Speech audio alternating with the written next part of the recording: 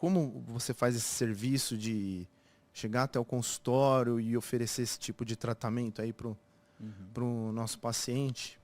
Legal. Eu acho que é interessante a gente até dividir isso ao longo da história, né? Sim, queria. Porque a gente pode analisar isso e falar, olha, hoje nós fazemos assim, né? E depois mostrar como isso chegou até aqui e por que isso é tão importante, né?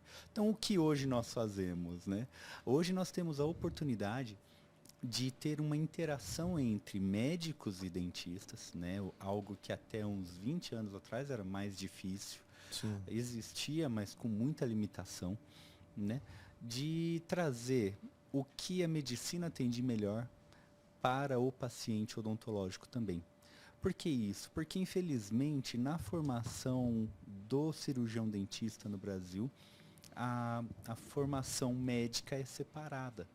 Né? Não é assim, né, em todos os lugares do mundo. Sim. Mas aqui a gente tem esse aspecto de formação histórico e cultural, né, em que tem lá os descendentes dos tiradentes, né, do cirurgião dentista, o barbeiro, o prático cirurgião que fazia pequenos procedimentos e também fazia isso de tirar os dentes, né? Isso remonta aí do Império, uma história bem legal, inclusive. Mas aí, lá no começo do século passado, isso foi dividindo e ficou bem nítida a formação entre médicos, né, e cirurgiões dentistas. De tal forma que, na graduação, o cirurgião dentista acaba não tendo o contato com as possibilidades que a gente pode oferecer para o paciente na medicina. Quer ver uma coisa interessante? Quando a gente pensa em fazer uma endoscopia, né, uma endoscopia, um exame simples, né, e que antigamente, inclusive, era feito sob anestesia local, né, com o paciente acordado. Então, se você parar para pensar que é uma cavidade natural, vai passar uma sonda para ver o estômago, né? E que só tem um lugar lá, que é o palato mole lá, campainha, né? Porque se encostar lá atrás, vai dar vontade de vomitar. Então, se você borrifar um anestésico local lá, uma lidocaína, consegue passar essa mangueirinha para ver esse estômago lá com a câmera e consegue ver tranquilamente. Agora, se você for fazer qualquer endoscopia hoje, você sempre vai fazer dormindo. Por quê? Porque é muito mais confortável. Porque, por mais que não dê enjoo, é desagradável o procedimento. Então, se é desconfortável, eu devo trazer conforto para o meu paciente. Até está dentro das propostas de juramento hipocrático, né?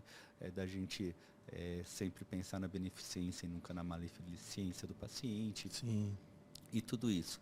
E porque também a gente tem essa alternativa. Aí você pode falar assim, então segundo o que você está dizendo, todos os dentistas são malvadões, né, torturadores, e os médicos são bonzinhos. Não, se a gente for voltar na nossa história da medicina, inclusive, antes, na nossa medicina ocidental, né, na medicina moderna, logo no começo da anestesia, e a gente está falando aí da segunda metade do século XIX, a gente vai ver que havia inclusive uma discussão dentro da academia, dentro das faculdades de medicina, se era lícito ou não anestesiar um paciente, porque tinha inclusive questões de credo, né? Puxa, se o homem pecou e a dor é consequência do pecado, eu aliviar a dor do paciente, será que é lícito? Você tá brincando? Não. Eu não sabia disso.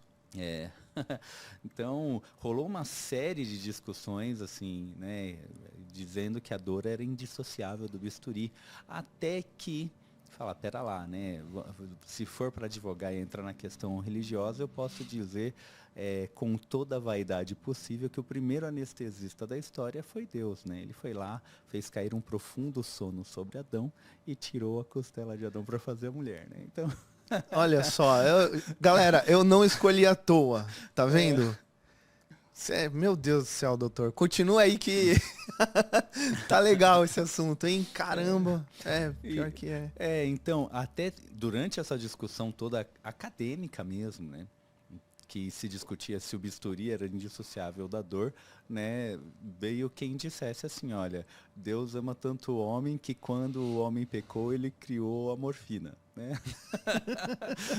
Tá lá a papoula, né, e o ópio. Então, assim, a gente tem também dentro da história todo um contexto cultural. Isso é importante entender que nós somos seres sociais, vivemos dentro de um ambiente cultural e que isso tem um reflexo, inclusive, nos nossos comportamentos.